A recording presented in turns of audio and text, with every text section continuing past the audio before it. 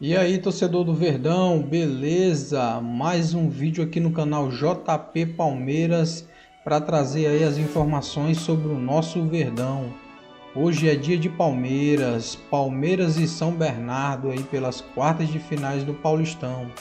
Tô trazendo aqui o troca de passes, falando aí sobre esse jogo, provável escalação do Verdão e também a contratação do Palmeiras, o Vitor Roque, pessoal, que é a maior contratação aí, a mais cara da América aqui, que é o Palmeiras fez com o Vitor Roque.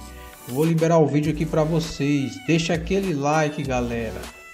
Carlos Eduardo, agora sim, você que já está no ritmo do carnaval, sei que você vai nos 3 dias de desfiles. Dois? Dois dos três. Pulou um? Não aguenta 3 dias mais, né? Pro salgado, né? Também tem 3 isso. dias Eu pro vou salgado. só, porque pra mim basta um dia O bom era e acaba completamente a Por mim, iria energia. aos 3, mas Era conhecer algum amigo, né, que tem um negócio de grátis. 3 dias o orçamento pesou. Tá caro mesmo. Ô, Mansur, quem não vai pular carnaval é o Vitor Roque, né? Porque vai chegar aqui, já vai ter que começar a fazer exames, iniciar os treinamentos, embora ele já esteja até com ritmo de jogo, porque vinha em plena atividade no meio da temporada espanhola e deve chegar já louco para estrear, não, Mansur? Boa noite. Boa noite, Felipe, Alex, todo mundo que assiste a gente. Bom carnaval para todo mundo. E antes do carnaval a gente fala um pouquinho de futebol. É isso aí. Até Durante também. Durante também, porque vai ter time jogando partida decisiva de estadual, enfim, futebol não para. É uma contratação. Primeiro, assim, duas sinalizações. Eu acho que a gente vai se acostumar com esses valores. Não vou dizer que o futebol brasileiro vai seguir batendo recordes e recordes, mas esses valores vão ficando mais habituais no futebol brasileiro. A casa dos 20 milhões de euros, especialmente ali no alto da pirâmide, a quantidade de dinheiro que circula hoje na elite do futebol brasileiro, nos times mais ricos do país, hoje permite esse tipo de investida. Num clube, por exemplo, como o Palmeiras, que para mim passou por diferentes etapas. O Palmeiras montou uma base que foi super campeã, durante muitos anos fez ajustes, durante muitos anos foi abrindo espaço para os jogadores da base, e aí quando você junta reestruturação financeira de um clube hoje estruturado financeiramente, vendas importantes que o clube fez pelo ótimo trabalho que faz embaixo, né? Mudança de patrocinador, né, com a saída do patrocinador antigo, aumento dos valores pagos pela... Tudo isso deu ao Palmeiras um preparo para que ele, com segurança, fosse ao mercado fazer esse tipo de investida. Porque, nesse momento, parte do que era uma espinha dorsal antiga foi dando lugar agora à necessidade de fazer investimentos maiores. Renovação também, né, Uma Mansur? renovação. Natural. Jogadores que cheguem, não mais ajustes de elenco, mas jogadores que se estabeleçam como titulares. Então, tudo isso, no contexto do Palmeiras, explica esses valores. E o futebol brasileiro hoje, alguns clubes me parecem prontos para esse tipo de investida. Acho que o Vitor Roque chega como um jogador, para mim, eu espero um impacto elevado. Até acho que a ida dele para o Barcelona era problemática em dado aspecto pela forma de jogar, pelo que ele ia encontrar de contexto. Esperava até que ele tivesse um pouco mais do Betis, mas não acho que os números dele sejam terríveis. A cada 3 jogos, mais ou menos. Ele é um jovem ainda, bastante jovem. E acho que o Palmeiras monta um time que tem uma característica que, para mim, pode ganhar muito jogo, que é um time muito forte nas duas áreas. Quando o Palmeiras tiver Paulinho e Vitor Roque numa extremidade, Gomes com Murilo, Naves, eventualmente, enfim, e um goleiro como o Everton, ele é um time muito forte nas duas extremidades do campo. Isso, por si só, já é um passo para ganhar muito jogo. Fora que, né, Mansur, tem caras que podem desequilibrar a qualquer momento nas beiradas também. Né? Porque o Estevão é até o meio do ano, mas é evidente que enquanto ele talento descomunal. Né? Tem o Estevão, enfim, é um time que está se montando aí. Ô, Alex, eu vejo conversas, né, de torcedores, de palmeirenses, de jornalistas, sobre com qual segurança o Palmeiras fez esse investimento no Vitor Roque, tendo em vista que ele não conseguiu, né, jogar no Barcelona. Claro que o Mansur falou sobre o ambiente, né, qual é a realidade que ele encontrou no Barcelona, de ter um cara que não é poupado nunca na posição dele, um cara do tamanho do Lewandowski, né, é muito difícil e era natural que ele não tivesse tantos minutos. Já no Betis, conseguindo jogar um pouco mais, ainda assim não explodindo como a gente talvez esperasse que ele pudesse, embora, de novo, né, a idade é muito, um jogador muito jovem ainda. Qual a segurança que o palmeirense pode ter que o Vitor Roque chegará aqui com um grande impacto? Alex, boa noite. Boa noite, Felipe, Mansur, todo mundo que está em casa. Tome água, né? Beba com moderação, mas a gente sabe que água vocês não, têm né? pouco. A água tome bastante, não precisa ter água moderação, sem moderação, né? Coxa o Até pau. porque tem lugar que tá chovendo bastante, mas aqui no Rio tá muito Mas seco. toma algo pro fígado também, gente. Que Deus me livre e guarde, hein, cara. E anda de carro alternativo, táxi, né? Não dirija. Não dirija. Esse é o principal. Cara, primeiro assim, é um acerto, acho que dos dois, né? Porque a segurança de um negócio, de um investimento desse tão grande, eu também teria. Na condição, lógico, do Palmeiras. E por que da segurança? Além do talento, ele é um jovem disposto, ele é um jovem pesudo, né, vamos dizer assim, sobre a questão de competitividade. Ele é um cara que ele está querendo ainda construir a carreira dele, ele está bem no início. Está estabelecido, né, Alex? Eu acho que não tem a questão de frustração da questão do Barça, porque da maneira que ele chegou, tinha um Lewandowski. Se não tivesse o Levo e ele estivesse jogando lá, ele poderia ter causado o impacto que era esperado, de repente, né, para se encaixar nessa maneira. Ou não, a gente nunca vai saber. Só que esse passo de voltar para o Brasil eu não vejo como um passo atrás, porque o Brasil, e a gente pode falar agora de um recém, que foi a questão do Luiz Henrique, coincidentemente vindo também do Betis, e a gente falava isso, né? Ele pode se desabrochar ainda mais confirmando isso num grande time que tem hoje realmente o Palmeiras. Hoje eu não vejo, se for ver fragilidade nessa equipe do Palmeiras, eu não vejo. Então eu acho que o torcedor do Palmeiras ele pode estar sim, porque ele é uma das grandes possibilidades, já reais, mas de uma possibilidade de grande 9 que a seleção brasileira pode ter, né? Então o torcedor do Palmeiras eu acho que tem que estar animado. Se teve condição e como o Palmeiras construiu isso desde a administração Paulo Nobre, de uma maneira profissional. O que é profissional? É sem sacanear o clube, nós falamos, né? Isso é profissional eticamente dizendo. Paulo foi muito criticado lá atrás, né? Quando então, esse processo começou. Porque a gente vê que os clubes eles arrecadam, só que ao mesmo tempo acontecem coisas aí de desvios, de sacanagem, vamos dizer, com os clubes, que é o que fere o coisa, porque eles pensam que é dinheiro de ninguém. Então, desde lá para cá, o Palmeiras construiu isso, investiu bem na base para se fazer dinheiro e ser autossustentável e poder hoje, é um luxo poder ter condição de investir num jogador com esse valor, mas com um jogador importantíssimo, cara, gigantesco. Eu acho que a possibilidade dele aqui no Brasil de ser realmente, de se colocar numa condição de ser um 9 importante para a seleção brasileira. E que está querendo voltar a estar no radar, porque veja vocês, daqui a pouco a gente vai falar sobre seleção brasileira, o Dorival divulgou essa lista com 52 nomes, é tanto nome que eu achei que até o nome do Alex fosse estar na lista, né? Mas o Alex separou, né, Alex? Avisou o Dorival que parou. Já faz um tempo. Tem muito jogador na lista lá. Mas o meu era para catar bola, assim, hoje em dia. Tá bom também. E aí é o seguinte, ele precisa voltar ao radar, porque nem nessa lista extensa, com tantos atacantes na lista, o Vitor Roque não aparece. Veja que lá no começo se imaginava que numa lista com tantos nomes, numa lista de 52 jogadores, ele pudesse estar nessa pré-convocatória, né? E a gente está vendo o retorno do Vitor Roque. Há outros jogadores que foram à Europa, se aventuraram, não tiveram tanta sequência, tantos jogos e acabaram retornando ao futebol brasileiro. O famoso bateu e voltou. Olha só, a gente separou alguns exemplos aí para vocês, olha. Começando com Bruno Henrique, né? E todos esses jogadores aqui são jogadores que voltaram e causaram impacto nos seus retornos ao Brasil, tá? Bruno Henrique, por exemplo, olha, lá em 2016, 2017, jogava no Wolfsburg da Alemanha, lá fez só 17 jogos, não marcou nenhum gol e deu 2 assistências. Voltou para o Flamengo, se tornou um dos maiores jogadores da história do clube. Gabriel Barbosa, o Gabigol, passou por Inter e Benfica. No total, fez só 15 jogos. Ele voltou pro Santos antes, depois o Flamengo. Fez só 15 jogos, marcou 2 gols, né, entre as temporadas 16 e 17, aí voltou ao Santos. Foi artilheiro no Campeonato Brasileiro e depois foi ao Flamengo, se tornou ídolo, um dos maiores da história também do rubro-negro. Guilherme Arana jogou um pouco mais, primeiro no Atalanta, depois no Sevilha da Espanha, fez 29 jogos, 2 gols, 3 assistências, entre as temporadas 18 e 19, voltou para o Corinthians antes, né? Ou voltou direto para o Galo? Não, voltou para o Galo? Galo. Voltou direto para o Galo, né? Voltou direto para o Atlético e está lá até hoje, né? Está no radar da seleção brasileira, inclusive. Paulinho ficou bastante tempo lá, mas jogou pouco, né? O Paulinho... Uma lesão muito séria, né? Isso. Uma temporada quase inteira. Isso, mas não conseguiu se firmar no Bayer Leverkusen, jogou pouco, marcou só 9 gols entre as temporadas 18 e 22, né? São quase 4 temporadas, com 9 gols e 4 assistências, e causou tudo que a gente viu aí no Atlético nessas últimas temporadas. O Pedro, na Fiorentina, só jogou 4 jogos. Foi ao futebol italiano, não conseguiu sucesso. Lá também tinha o Vlahovic, né, que era o centroavante titular da Fiorentina na época do Pedro, que é um grande jogador, está na Juventus hoje. 4 partidas, não marcou nenhum gol, veio ao Brasil e está fazendo sucesso no Flamengo.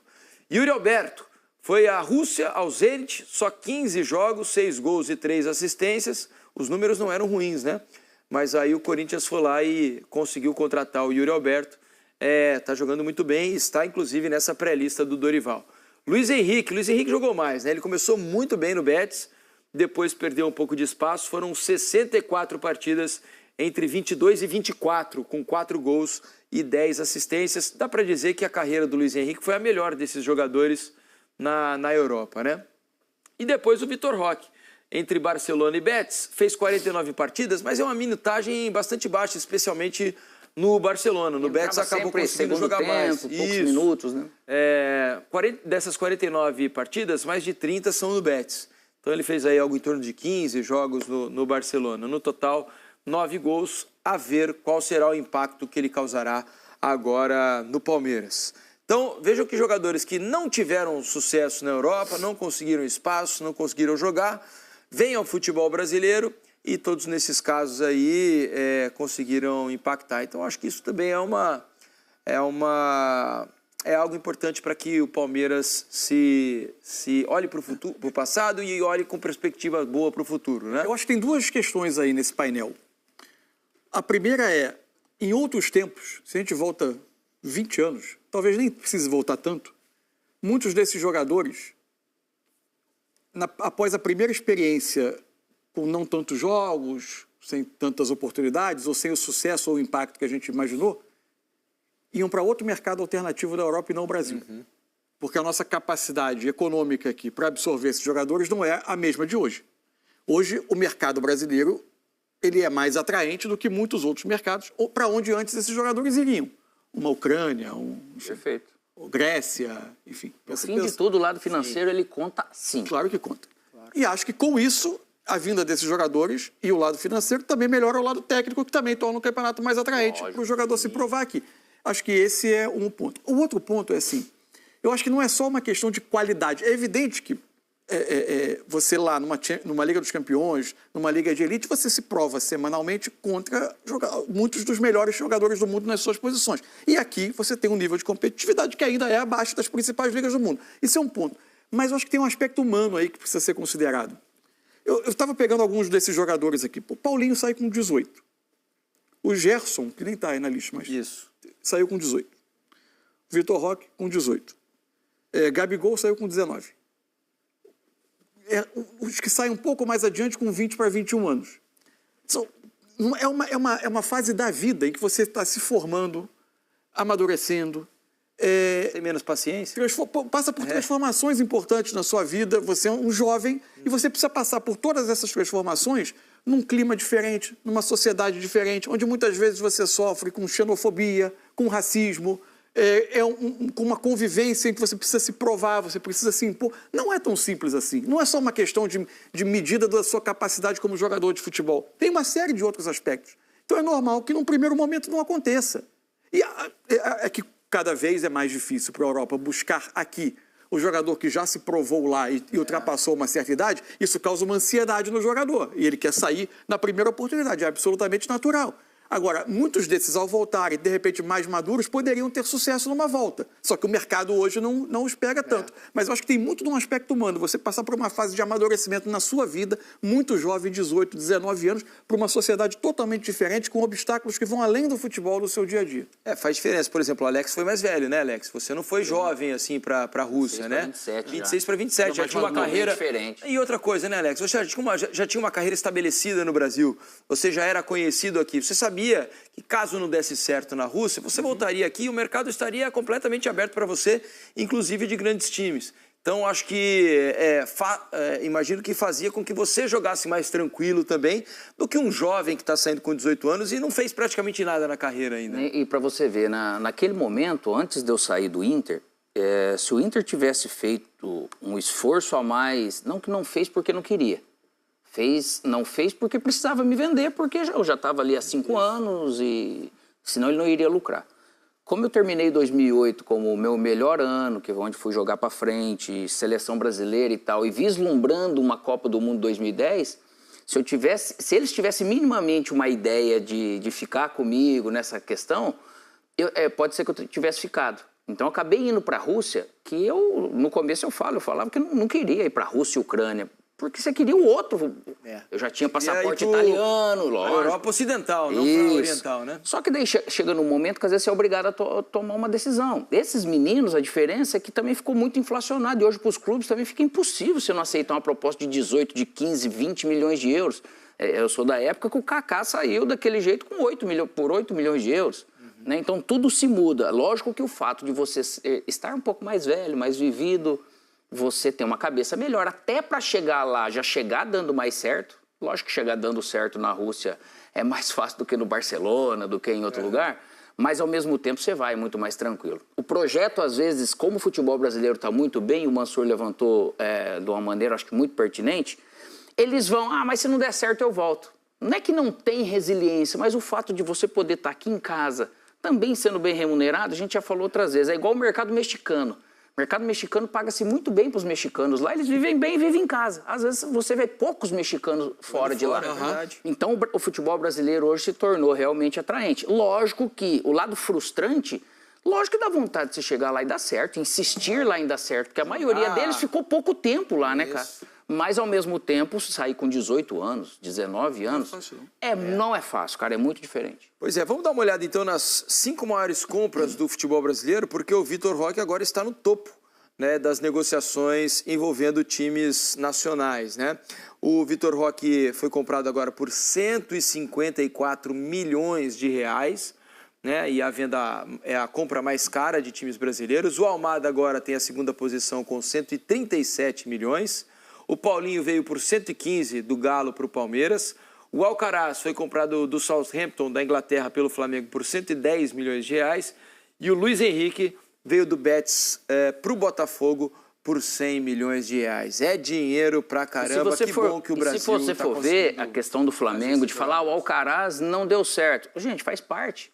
Não é o montante que vai fazer com que... Depende do momento que você chega no clube. Ele também é um jovem que veio jogar aqui no Brasil e acabou saindo. Mas os outros três, vamos ver agora o Vitor Roque, né? Mas o Almada, Paulinho e Luiz Henrique você pode já colocar como sucesso. Um bom impacto. Vamos dar uma olhada então, falando sobre as quartas de finais do Campeonato Paulista. Vamos dar uma olhada na provável escalação do Palmeiras para o jogo contra o São Bernardo.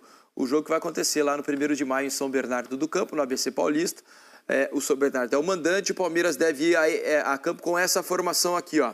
O Everton no gol, Mike na lateral direita, Naves e Murilo, Gustavo Gomes fora, né, lesionado, na zaga, e o Vanderlan na lateral esquerda. Meio campo com o Richard Rios, M. Martinez, Facundo Torres, Rafael Veiga, Estevão, Flaco Lopes. Esse o provável Palmeiras. Estevão possivelmente mais por dentro, será?